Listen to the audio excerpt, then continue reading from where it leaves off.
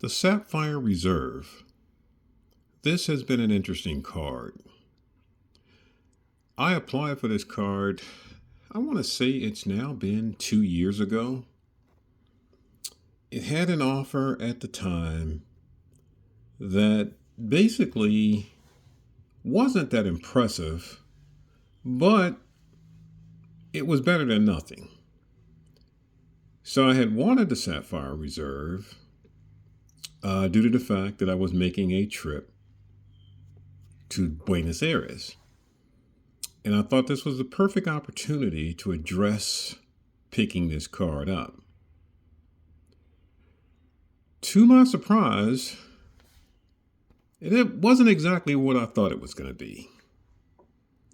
They sell it with the scope of $300 travel credit. The card has a $550 annual fee. It just recently went up about a year ago. And basically, they try to sell it with the scope of you're getting $300. They say instantly, but the only way you're going to get that $300 against the card is if you use it specifically for travel. It's unlike other prime cards that may say travel, dining, or some other category. This is strictly travel. So technically, the only real value of it, travel-wise, is if you plan on taking a trip. Or if you're purchasing this car for your daily usage and you don't really travel, but you just have to have a reserve card in your wallet, then I guess, you can use it to associate metro charges getting back and forth to work. I don't know, but technically this is a card that you probably don't even want in your wallet unless you travel a lot. And I'm not talking about traveling once a year, twice a year to grandma's house. I'm talking about world travel, constantly traveling. That's the only way it adds up. They sell you at $550 and they tell you get the $300 back. And of course, they constantly are deducting the $300 from the $550. And then they will say, well, there's other, associated awards or benefits assigned to the card that also will reduce your value. This is not the only card that does that. There are plenty of prime cards out there that, one of them has now got the tag of being called a coupon book because good luck trying to find anything with that particular card, at $695 a year. And pretty much the benefits are associated with things nobody uses. So between the two, I think this one probably is a little bit better if you travel a lot. Now, one of the things that I did not like about this card was the fact that not only does it charge the $550 annual fee, but as mentioned, you're kind of in a box when it comes to where and how you want to use that travel.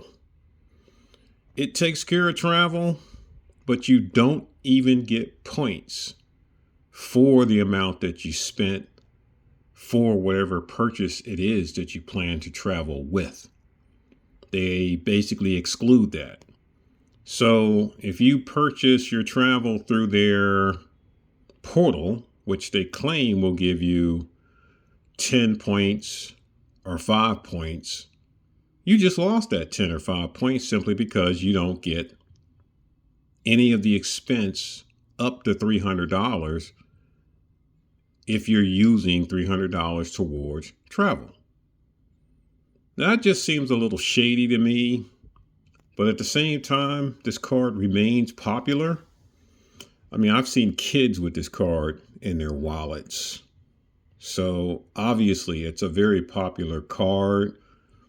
I mean, our society has changed.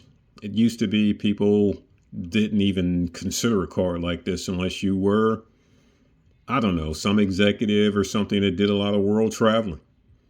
Or perhaps, you're well off and retired, and basically this was a card you used because you could afford it.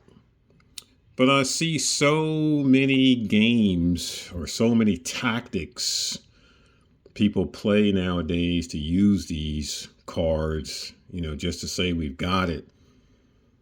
I know one guy, a friend of mine, that basically he got it, it expired, he canceled it, and basically he still flaunts it around as if though the card's valid. And I said, that card's expired. Why don't you send it back? It's a hazard because of the fact that basically you don't want that card floating around in the wrong hands. But people keep it as pride and joy, I guess. I don't know. But this card has a lot of value when it comes to insurance. I think that is the key factor for the card.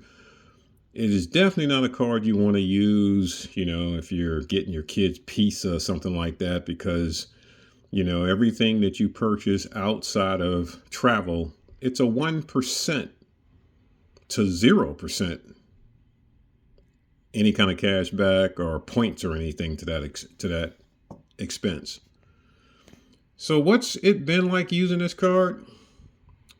Well, it does have no transaction fees for foreign transaction fees, which is a plus.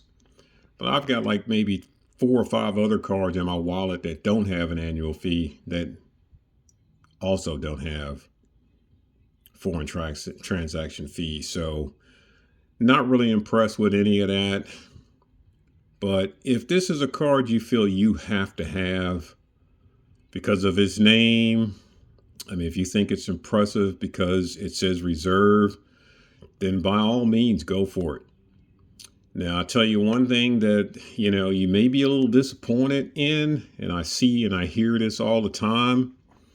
Folks get this card. A lot of people are getting the card because it's a metal card. But when they get it, they're disappointed because the metal content is at the minimal scope. This card is just as thin or lightweight as a plastic card. It even feels plastic because it's not a full metal card. It's sort of sandwiched. You've got some tin in the center and very thick layers on the external, posterior, and the front of the card it's plastic. So if that's your reason for getting a card, you may want to look at getting another card because this one definitely will not impress you if you're looking for metal cards. That is about the extent of my adventures with the Sapphire Reserve. If you get it, try to enjoy it, but find a way to make sure you're getting your $550 value out of it. Thanks for watching my video.